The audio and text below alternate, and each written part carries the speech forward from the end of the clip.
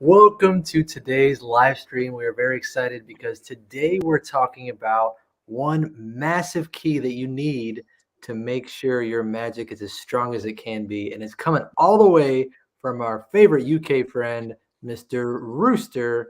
How are we doing, Rooster? Hey, I'm very well, thank you. How are you?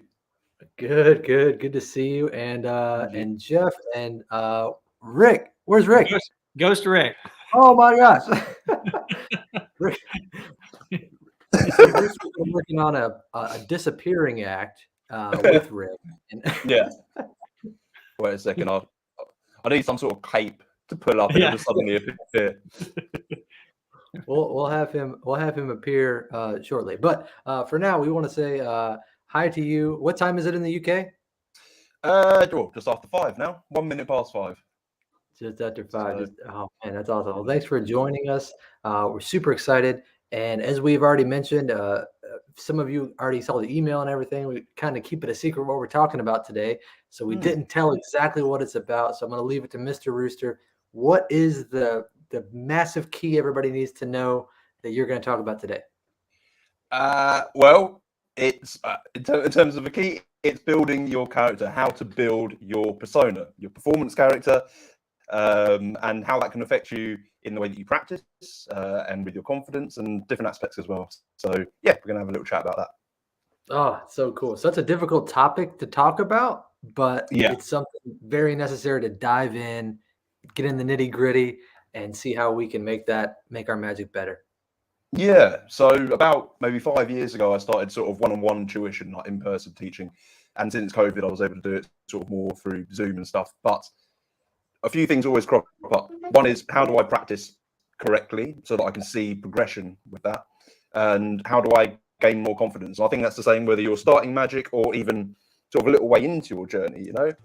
It's always those questions tend to crop up, and by knowing your character, by knowing how your character would perform certain things and go around a venue or an event, it can really help your practice and your confidence, because you're suddenly taking on this new persona in a way.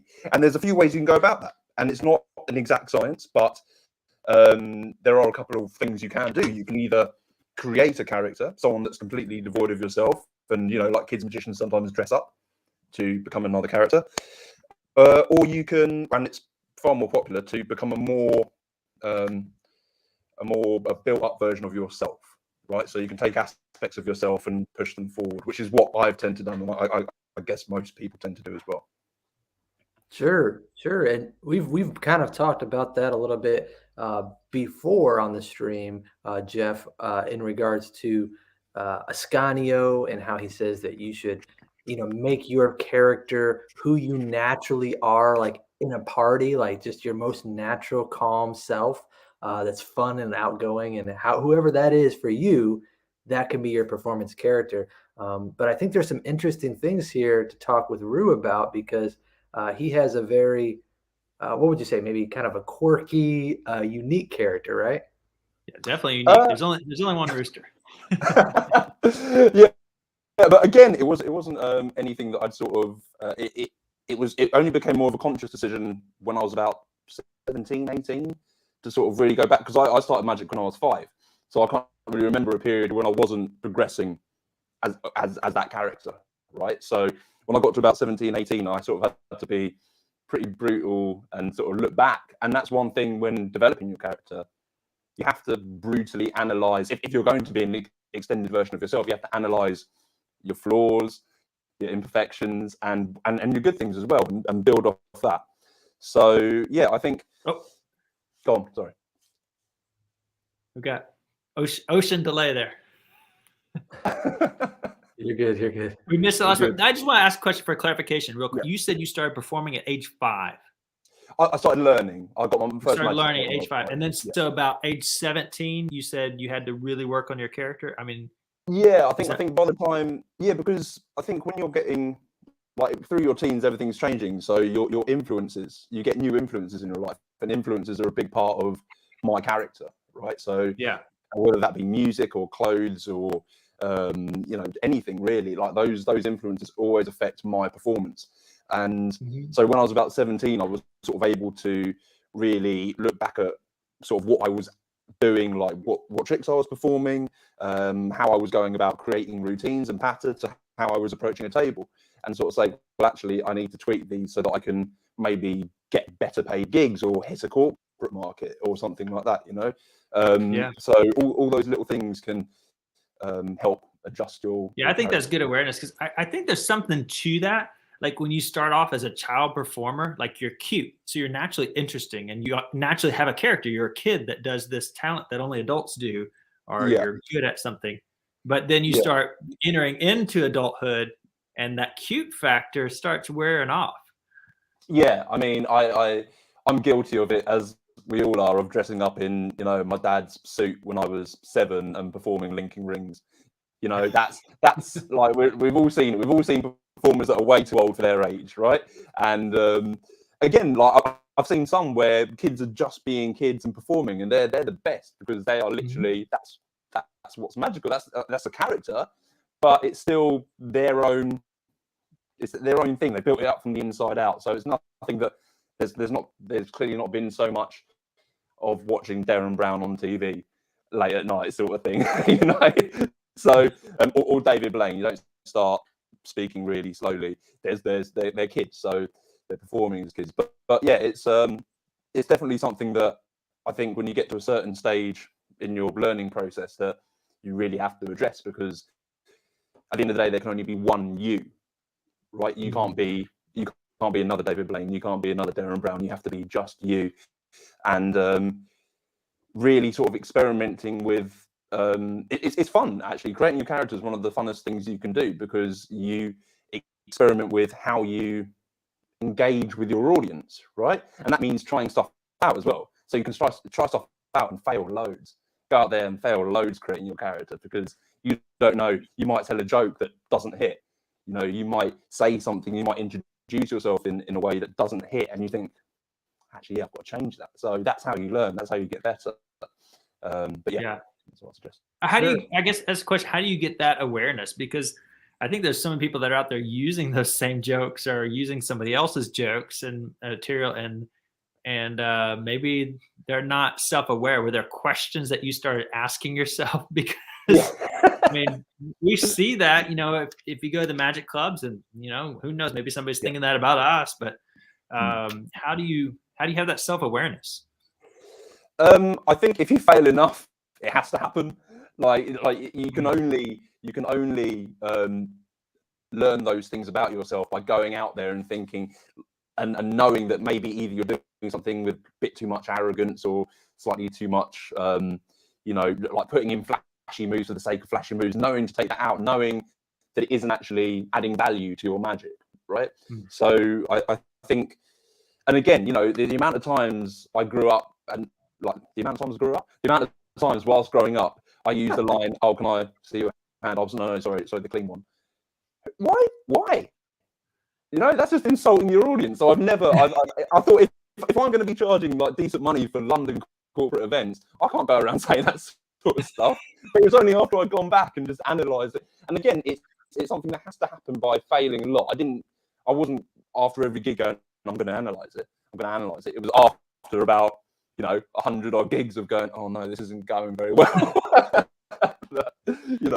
You have to go back and see it. But what's interesting?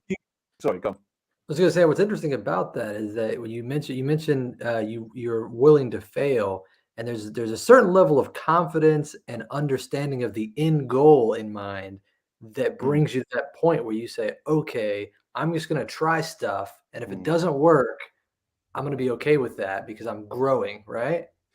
Yeah, and I think what really helped with that was getting a residency.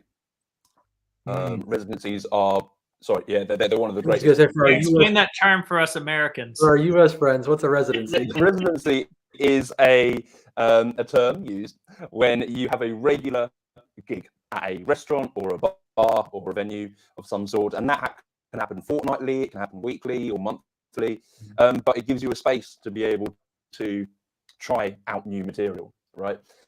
Try and fail, most importantly. So that's where I think finding a residency, and it has become harder nowadays, really, to find a residency. You have to go through a lot cold calling or emails. But the best thing to do is, if you're in the US or anywhere around the world, go into whatever place you're trying to get a residency in and chat to the manager. Go straight to the top and say, look, I'm a performer. I'm looking for something to sort of have a weekly thing going on. Maybe we can arrange something. I'm not charged. I'll do it for free as well. Like I'm saying that with all humility. If you're starting out, do a residency free of charge. You do get paid later on down the line if you're moving and doing other residencies, but start off just doing it free, because you're going to get a lot of gigs off the back of that as well. So yeah, that's a good perspective if you look at it that way. And I'll say on that, go out and do that and treat that like a performance. When you're going to that manager and talk about failure, be ready to get rejected and have thick skin and learn from that and move quickly, because it's, like you said, it's not as hard. Sometimes right now it feels like the best way to get a residency is just create it yourself. Go find a street corner. Yeah, man. I mean, we don't really have many magic buskers where I am, but Covent Garden in London, Magic Corner was well known for it. I'm not sure if it's still there anymore, but there was a load of magicians put your name in the hat and you just go on rotation, with a load of other guys, and it's invaluable, that sort of knowledge. And Yeah, I agree. I think that stuff comes naturally with like childhood or sports and stuff like that. When we've got things organized, or we have coaches and mentors and teachers, and we go to a class day after day and we learn mathematics. We go to class day after day in school and we learn science. But then when it comes to magic, like, people don't put in that same kind of practice of day after day of putting on a schedule and seeing that time and repetition over and over again to build up the skill set, build up your character. And I think and I mean, you got to do it. Yeah, but it's also going to be different between people who are hobbyists and people who are workers and intermediate and everything in between. Because if you're a hobbyist, maybe you don't have that amount of time to practice. It's fun, so you might perform occasionally, but maybe you're not as invested in your character as a professional would be, right? So there's sort of different levels, but it's all about maybe finding little quirks within yourself that you can then add to your performance, right? And Sure. That's how I think about character. And on that note, I want to mention, Matthew pointed out here, he said, I wish I would have started magic when I was younger and interesting versus now when I'm old and crotchety. Because I'm working on re-engaging the older aspects of myself. So I know immediately, I'm thinking like, he doesn't need to worry about this, but I want to hear what would you say to that, Rue? What would you say is his opportunity here? Mate, be an old crotchety magician. Like that would be hilarious. You can't change who you are now, right? So if you're a bit angry with the world and you want to perform some magic, go out there, but be that guy that's a bit angry with the world. Just like Eric Jones is the smoothest guy in the coin world. He's just cool. You could be that guy that's just I'm not really bothered about this here, or whatever. It could be anything, but just embrace whatever sort of persona you have. I think if that's the way that you're going to go with creating your character. Love it. Matthew is not old and crotchety, by the way. But authenticity sells a character. Yeah, absolutely. I wanted to ask you, Rue, as you were talking about those ways you were thinking about character, are there any specific things that you could say you thought through when you were initially creating your character? What are some of the things you were thinking to find those little quirks and touches? Like, how do I hold this maybe, or how do I move, things like that. What were you thinking? Yeah. So first and foremost, this is where it comes down to being completely brutally honest with yourself. And, as mentioned, authenticity in its purest form. Say that again, Bruce. Say that again, being brutally honest. Yes, being brutally honest with yourself is what this is about, basically. If you're going to go down the line of being an exaggerated version of yourself. Yeah. So for me, what I'm thinking in my head is, I'm 6'3". I can't escape from anyone, right? Now that's not particular. I mean, I know Jeff's a tall guy, so you can't escape from anyone, okay?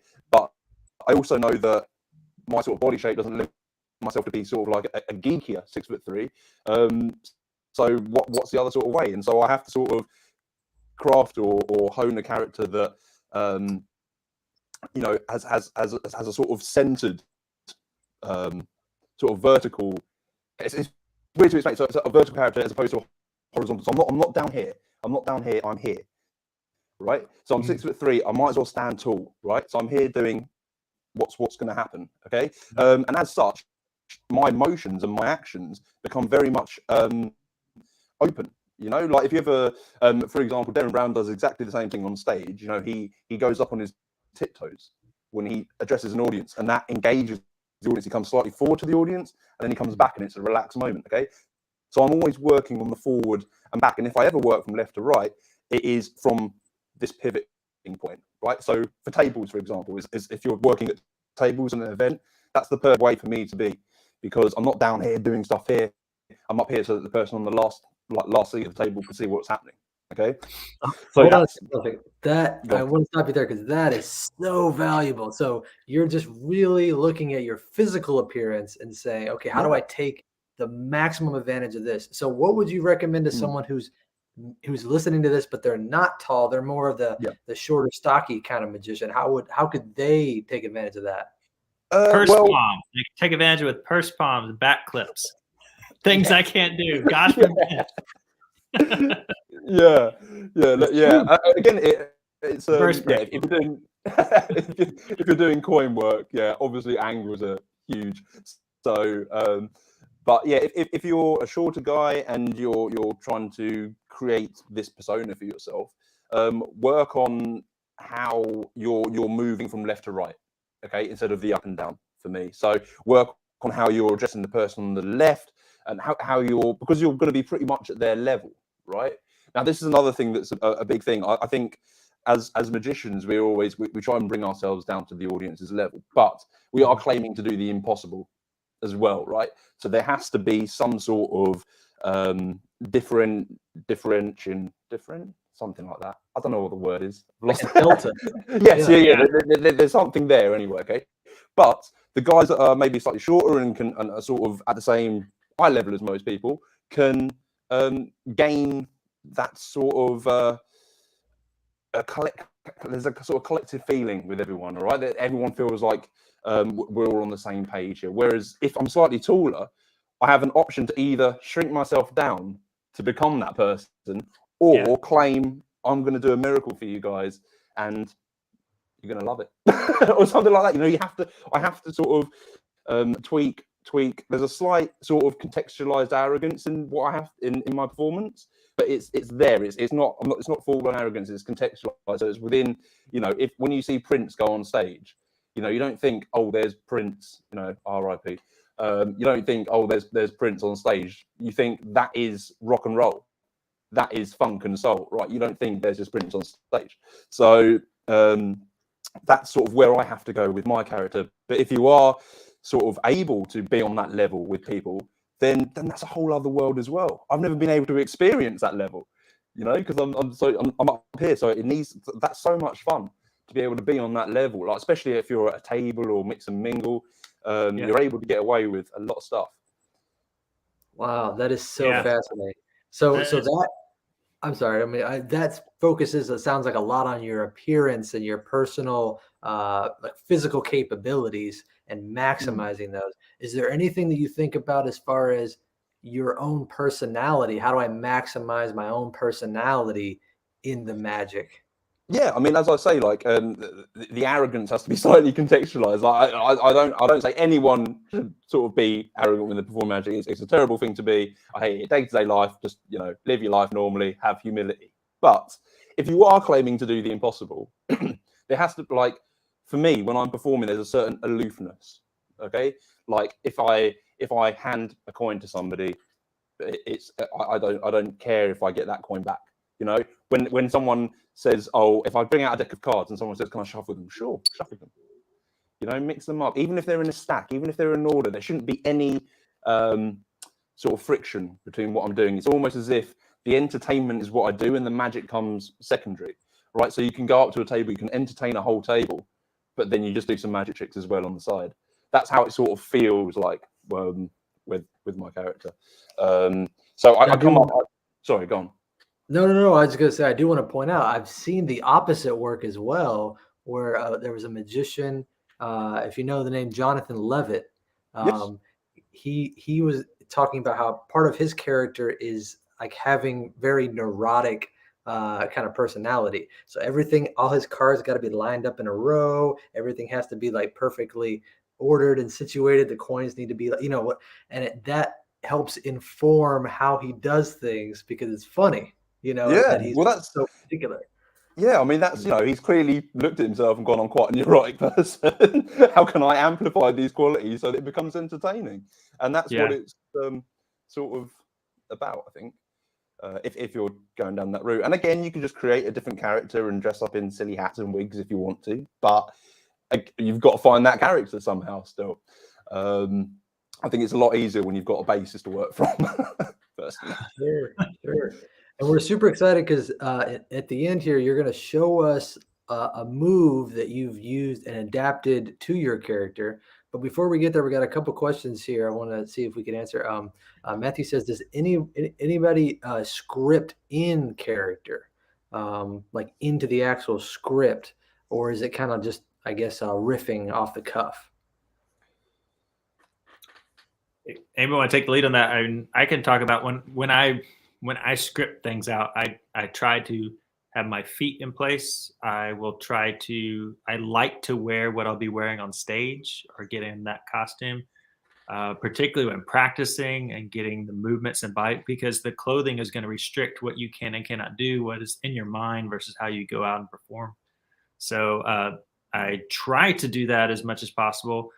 This day and age, sometimes, like I've shared with you guys, I'm practicing without coins. So just because right now I'm running around like crazy with young kids and whatnot, and so it doesn't always work out that way. But I think that's Magic and Showmanship is a great book. You're not going to go wrong there. So Great book. Sure. Yeah, I'm exactly the same. Exactly the same. Sure. Especially when it comes to like what you're wearing and scripting. It's all very much intertwined. Like even down to like when I whatever suit I'm wearing, if I go and get a suit made or something like that for for a year or something like that, if I go and get a suit made, I'll bring my magic to the tailors. So I put my magic into my pockets because there's no point having a fitted suit if it's going to look like you've got a hernia. You know, like it's got to look right with your magic in. Okay, so for me anyway, that's my character. It has to look like a tailored suit at all times. Like I just remember when I was a kid, like my suit would just go whoop, like out of the pocket. Sponge balls and bunnies under the lapels. So, And an interesting tip about that I learned from someone in the UK. I think it was Paul Brooks, and he said that he carries the majority of his, because he doesn't always wear a suit, so he'll carry the majority of his items in his two back pockets, because that way, if you leave the front two pant pockets open, they can conform around your legs and not be all bulky and have weird stuff in them. The back carries that you keep this nice slim profile, which is part of his character. You know. Oh yeah. Absolutely. Junk in the trunk. But as far as this goes for me, to answer this question for me, I think I do a lot of what you were talking about at the beginning, Rue, where it's like I try to get into my character in performance and then try things out. And then over time, notice what the audience enjoyed and what maybe needs to be tweaked. So just a matter of knowing kind of ahead of time what my character is and then trying it out instead of for like verbatim like scripting things in, that kind of thing. Yeah. I think exactly. and that's like, oh, sorry, cut off, but that's like next level stuff, because you what you got to think about here is when you're going on performing magic, we talk about it, this kind of stuff all the time, is you're juggling a script, you're juggling what's in your hands invisibly and whatnot. And so that's like being confident enough in your tricks to be as well mentally logging and receiving input back from your audience, your feedback, and like logging that, what is working, what's not working, and being able to go back home and take notes and change everything like that. Root preferenced this earlier about saying this is not easy work. No. And I mean, the fact that Caleb, you've made a mental note to do that, that's the biggest step, right? Is to like be self-critical and self-analytical all the time. Like, and just to bring it back to the original point of like practice, for example, if you know who your character is and you can't get a move down and you get into that mindset of your character, that move might change for the better. It might become easier. It might, it might be a little bit tricky and you might have to adjust something. But as soon as I know in my head, well, my character's sort of relaxed in the environment that he's in, I suddenly relax. I'm not focused on finger placements or anything like that. It just has to happen. So yeah, that's how I sort of link it into practice as well. Scripting, it's all the same. My favorite. Go ahead. I'm sorry. No, go ahead, Caleb. I was going to say my favorite example of that is Danny DeOrtiz. If you watch any of his magic, he uses techniques that nobody uses because he makes the technique fit his character. Yeah, absolutely. And you brought a move, right, that fits this. You're going to talk about it. Well, I'll share with you guys a move. Again, I'm sort of not 100% on crediting. I have to sort of credit Richard Himber, but there's been a lot of backwards and forwards as well, and Jeremiah Zero as well. Anybody that doesn't know Jeremiah's work, go check out his Penguin lecture, because the move that inspired this is on there as well. But it's called the Third Finger Himber Vanish. I'll just call it Third Finger Himber Vanish. Again, I'm sure it's out there somewhere already. But what it's the reason why I use the move a lot in performing is because it suits the naturalness of my character when performing. So, for example, if I was to draw attention to a coin being placed in my hand, I'm sort of that doesn't feel exactly like me when I'm performing. When I'm chatting, I want to chat to this person over here and this person over here, and that coin vanishes.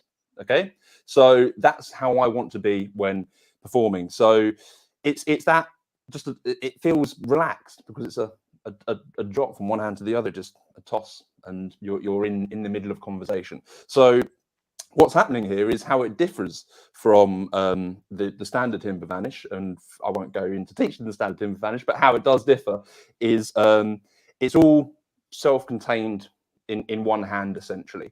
So what it looks like exposed is this. Okay, so the fingers like this, my sort of natural finger movement for holding a coin is two fingers hold the coin, and these two are sort of pulled back, right? Now, what I love about this is that I end, if we're going to get geeky and technical about it, I end with my fingers pretty much in the same position, right? Two fingers pulled back and two up front. So how this looks from the side is as the coin drops, now you don't want to drop it, you don't want to throw it, you just want to let it drop. The ring finger comes out and catches it, okay? So it comes straight out from the side. You have spider reflexes.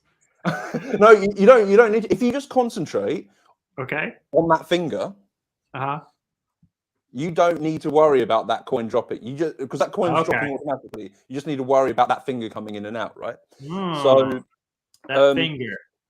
Yeah, that's finger. All the work. Everything.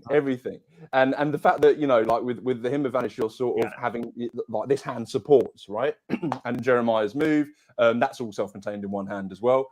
But you also end up in a lovely position, like I'll do that exposed there. You sort of end up in a lovely position that gets you into third finger curl palm. Really, that is nice.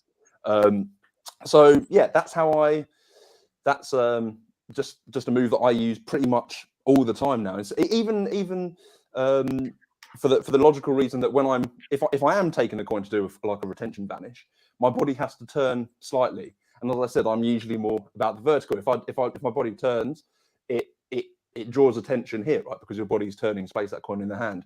With this move, if I'm straight on, nothing sort of happens, right? It just sort of it's incidental. It feels like an incidental thing that's happened. More than this has happened, right? So if I'm here, let me prove to you the location of the coin. Yeah, right. Right, exactly. And it's the same with palming cards as well. I do sort of like in motion palming, where if I gesture to somebody, I'll palm the card in the motion of gesturing, right? Sure. So it becomes very much a how would my character deal with like palming or stealing or ditching or anything like that. Whereas even like doing like a classic retention, again, that's very much I'm going to play something here. But if I was to do this in a gesture, I could say, "Do me a favor, come a bit forward and hold your hand out." It's an in gesture motion, but it's on the vertical. I'm not turning to place that in this one. I'm keeping it straight, and I'm saying, "Come forward and hold your hand out." I'm not turning to perfect my angles to make this illusion. Yeah, right. And obviously that helps. That, like, you know, if you're going to do sort of angly coin work, you know, you need to know about body blocking and how to effectively use your angles to your ability. But I also think, like, my character's not someone that's going to run when he's not being chased. Okay, so if I can get away with something as brazen as that move, but in a casual situation and like in a casual sort of performing set, then why wouldn't I do it? So can you show us this move real quick in context? Because we're about out of time here. Could you show it like in a context or something? Maybe what the line is, or yeah, it could literally be the fact that you're there and the camera's there, and I make the coin vanish. Nice. You know, it's literally in the fact of I'm going to place the coin here because I'm gesturing or something like that. You know, but the fact that it just drops, that's the beauty. That sort of sells what I'm doing. You know, it's not placed; it's just dropped casually as I'm gesturing to you. Someone's psychology. So we talked about, I just want to recap for us. We talked about the physical appearance of you, the personality, and now you're even talking about what movements are natural to you as a person and how you can capitalize on those. Yeah, right? and that came from practicing. That came from analyzing my practice. You know, what would my character do to make that move seem more natural? I'd just drop it into my hand and chat. You know, like if the hand's not open, I need to be doing something like that. That's quite a strong statement, having your hand closed around something, right? So if I can do that and gesture and point, and then, you know, it feels like it's happened incidentally. So. Absolutely. Wow. Well, thank you so much for joining us. We I want to flash your Instagram. This is Rooster's Instagram. Go check him out on Instagram. I'm going to put that in the comments as well. He's been a good friend of ours for a long time, and we always love seeing you and all the amazing insights that you share for us here. So thank you for having me back, man. And if anyone, you know, wants to message me or anything, just message me on my Instagram. Yeah, we'll definitely be having you back, man, for sure. This has been great. We've had Danny, we've had Rooster, we've had Travis, Rick, all the contributing artists start off 2022. It's been fantastic. Yeah. And we're keeping it going. We're keeping it going. So if you guys have any suggestions for topics or guests for upcoming live streams, let us know. Any questions, you know where to find us. And we look forward to seeing you next week. Now go make beautiful magic. All right. Bye-bye. You guys.